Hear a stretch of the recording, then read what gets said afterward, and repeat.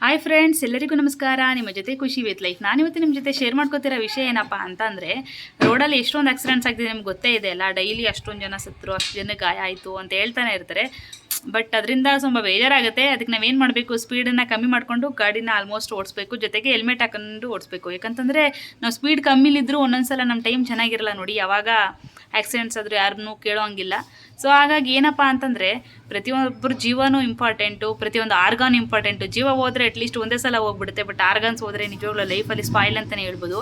So ಹಾಗಾಗಿ ಎಲ್ಲರೂ ಜೋಪಾನವಾಗಿ ಓಡಾಡಿ ಅಂತ ಹೇಳ್ತಾ ಈ ಮಾಹಿತಿನ ನಿಮ್ಮ ಜೊತೆ ಶೇರ್ ಮಾಡೋಕ್ಕೆ ಇಷ್ಟಪಡ್ತೀನಿ. ಏನಪ್ಪ ಮಾಹಿತಿ ಅಂತ ಹೇಳಿದ್ರೆ, ಇವಾಗ ರೋಡಲ್ಲಿ ಆಕ್ಸಿಡೆಂಟ್ಸ್ ಆಗಿ ಹಾಸ್ಪಿಟಲೈಸೇಷನ್ ಅಥವಾ ಮೆಡಿಕೇಷನ್ಗೆ ಪ್ರಾಬ್ಲಮ್ ಆಗುತ್ತೆ ಅಲ್ವಾ. ಎಲ್ರಿಗೂ ಪ್ರತಿಯೊಬ್ಬರಿಗೂ ಎಲ್ಲ ಒಂದೇ ಸಮ ಇರ್ತಾರೆ ಅಂತ ಹೇಳೋಕ್ಕಾಗಲ್ಲ. ಅಮೌಂಟ್ ಪ್ರಾಬ್ಲಮ್ ಅಂತೂ ಇದ್ದೇ ಇರುತ್ತೆ. ಸೊ ಹಾಗಾಗಿ ಗೌರ್ಮೆಂಟ್ ಅಂದರೆ ರಾಷ್ಟ್ರೀಯ ಪ್ರಾಧಿಕಾರ, ಹೆದ್ದಾರಿಯ ಪ್ರಾಧಿಕಾರ ಏನಿದೆ, RHAI ಅಂತ ಏನು ಹೇಳ್ತೀವಿ, ಆ ಒಂದು ಟ್ರಸ್ಟಿಂದ, ಮೀನ್ಸ್ ಆ ಒಂದು ಗೌರ್ಮೆಂಟಿಂದ, ಸರ್ಕಾರದಿಂದ ನಮಗೆ ಅಂದರೆ ಯಾರಿಗೆಲ್ಲ ಆಕ್ಸಿಡೆಂಟ್ಸ್ ಆಗುತ್ತೆ ಅವರಿಗೆ 1.5 ಲಕ್ಷದಷ್ಟು ಅಮೌಂಟನ್ನು ಕೊಡ್ತಾ ಇದ್ದಾರೆ. ಏನಕ್ಕಪ್ಪ ಅಂತಂದರೆ ಟ್ರೀಟ್ಮೆಂಟ್ಗೋಸ್ಕರ. ಸೊ ಈ ಒಂದು ಯೂಸೇಜನ್ನು ಎಲ್ಲರೂ ಪಡ್ಕೊಳ್ಳಿ, ಈ ಒಂದು ಅನುಕೂಲವನ್ನು ಎಲ್ಲರೂ ಪಡ್ಕೊಳ್ಳಿ. ಆಕ್ಸಿಡೆಂಟ್ ಆದವರು, ಟ್ರೀಟ್ಮೆಂಟ್ಗೆ ಪ್ರಾಬ್ಲಮ್ಸ್ ಇರೋರು, ಅಥವಾ ಮೆಡಿಕೇಷನ್ಗೆ ಸ್ವಲ್ಪ ಪ್ರಾಬ್ಲಮ್ ಇರೋರು ಈ ಒಂದು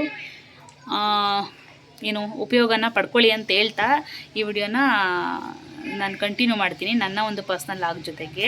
ಸೊ ವಿಡಿಯೋ ಮಾಹಿತಿ ಇಷ್ಟ ಆಗಿದ್ದರೆ ಲೈಕ್ ಮಾಡಿ, ಶೇರ್ ಮಾಡಿ ಮತ್ತು ಕಮೆಂಟ್ ಮಾಡೋದನ್ನು ಮರಿಬೇಡಿ. ಜೊತೆಗೆ ಎಲ್ಲರೂ ಸೇಫಾಗಿ ಡ್ರೈವ್ ಮಾಡಿ, ಡ್ರಿಂಕ್ ಡ್ರೈವ್ ಮಾಡಬೇಡಿ. ಜೊತೆಗೆ ಸ್ಪೀಡು ಲಿಮಿಟ್ ಇರಲಿ ಮತ್ತು ಹೆಲ್ಮೆಟ್ ಹಾಕ್ಕೊಂಡು ಯಾವಾಗಲೂ ಪ್ರಯಾಣ ಮಾಡಿ. ಕಾರ್ ಆದರೆ ಸೀಟ್ ಬೆಲ್ಟ್ ಹಾಕ್ಕೊಂಡು ಆಲ್ಮೋಸ್ಟ್ ಓಡಾಡಿ, ಓಕೆನಾ? ಯಾಕೆಂತಂದರೆ ಇವತ್ತಿಂದು ಜೀವಕ್ಕೆ ಯಾರೂ ಬೆಲೆ ಕಟ್ಟೋಕ್ಕಾಗಲ್ಲ. ಸೊ ಹಾಗಾಗಿ ಹೇಳ್ತಾ ಇದ್ದೀನಿ, ಜೀವಕ್ಕೆ ನಿಜವಾಗ್ಲೂ ಒಂದು ಅಮೂಲ್ಯವಾದ ಬೆಲೆ ಇದೆ ಅಂತಲೇ ಹೇಳ್ಬೋದು. ಒಂದು ಸಲ ಕಳ್ಕೊಂಡ್ರೆ ನಾವು ಇಷ್ಟು ದಿನ ತನಕ ನಾವೇನು ಅಚೀವ್ ಮಾಡಿದ್ದೀವಿ ಅದೆಲ್ಲ ಒಂದೇ ಕ್ಷಣಕ್ಕೆ ಮಾಯ ಆಗಿಬಿಡುತ್ತೆ.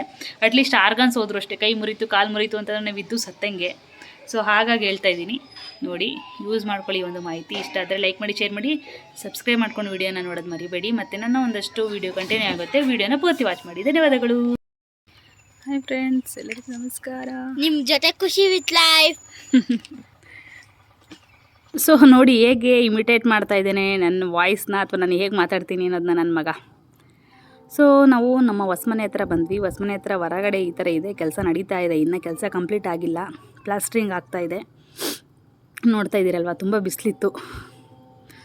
5 ಗಂಟೆ 5:15 ಅಷ್ಟೊತ್ತು ನಾವು ಹೋಗಿದ್ದು. ಬಟ್ ತುಂಬ ಆವಾಗ್ಲೂ ಬಿಸಿಲು ಥರನೇ ಇತ್ತು, ಕಣ್ಣಿಗೆ ಹೊಡಿತಾ ಇತ್ತು. ನಾನು ಹಂಗೂ ಆಗಲಿ ಲೇಟ್ ಆಗಲಿ, ಆಮೇಲೆ ಹೋಗೋಣ ಅಂದ್ಕೊಂಡು ಟೈಮೇ ಆಯಿತು. ಅದಕ್ಕೆ ತಡಿ ಇವಾಗ ಹೋಗೋದ ಅಂದ್ಬಿಟ್ಟು 5:30 ಅಷ್ಟೊತ್ತಿಗೆ ಬಂದ್ವಿ. ಆವಾಗಲೂ ನೋಡಿ ಸ್ವಲ್ಪ ಬಿಸಿಲಿತ್ತು.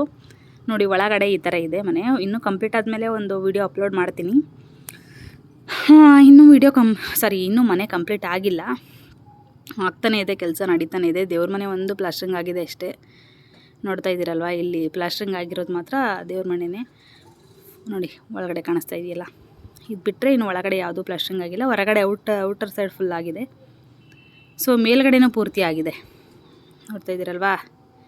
ಅಂದರೆ ಟ್ಯಾಂಕ್ ರೂಮ್ ಏನಿದೆ ಅದು, ಮತ್ತು ಪ್ಯಾರಾಫಿಟ್ ಫುಲ್ಲು ಆಗಿದೆ, ಮತ್ತು ಸುತ್ತನೂ ಆಗಿದೆ. ಒಳಗಡೆ ಇವಾಗ ಮಾಡ್ತಾ ಇದ್ದಾರೆ.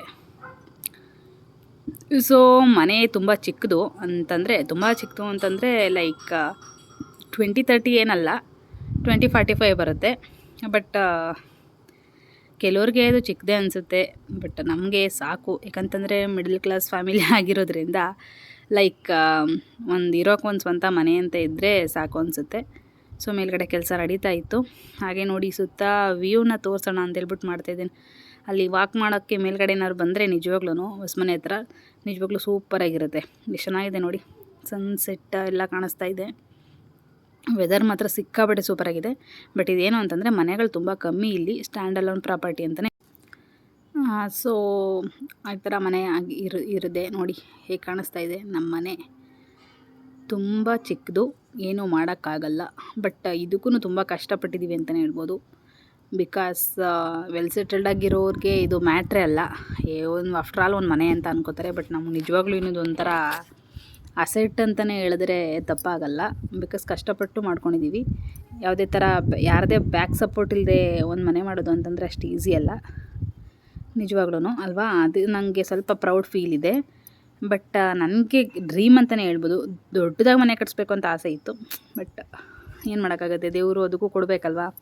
ನೋಡೋಣ ಮುಂದೆ ಯಾವಾಗಲಾದರೂ ಕೊಟ್ಟರೆ ಮಾಡೋಣ ಅದನ್ನು ಅಂತ ಹೇಳ್ತಾ ಈ ವಿಡಿಯೋನ ಇಲ್ಲಿಗೆ ಮುಗಿಸ್ತೀನಿ. ಮುಂದೆ ಇನ್ನೊಂದು ದಿನ ಯಾವಾಗಲಾದರೂ ಎಲ್ಲ ಕಂಪ್ಲೀಟ್ ಆದಮೇಲೆ ಒಂದು ಹೋಮ್ ಟೂರನ್ನ ಮಾಡ್ತೀನಿ. ಇಲ್ಲಾಂದರೆ ಇನಾಗ್ರೇಷನ್ ಆದಮೇಲೆ ಒಂದಿನ ಹೋಮ್ ಟೂರ್ ವಿಡಿಯೋನ ಅಪ್ಲೋಡ್ ಮಾಡ್ತೀನಿ ಅಂತ ಹೇಳ್ತಾ ಇವತ್ತಿಗೆ ಈ ವಿಡಿಯೋನ ಮುಗಿಸಿ ಇನ್ನೊಂದು ವಿಡಿಯೋದಲ್ಲಿ ನಿಮ್ಮ ಜೊತೆ ನಾನು ಸಿಗ್ತೀನಿ ಅಂತ ಹೇಳ್ತಾ ಎಲ್ರಿಗೂ ಧನ್ಯವಾದಗಳನ್ನ ಹೇಳ್ತೀನಿ. ಬಾಯ್.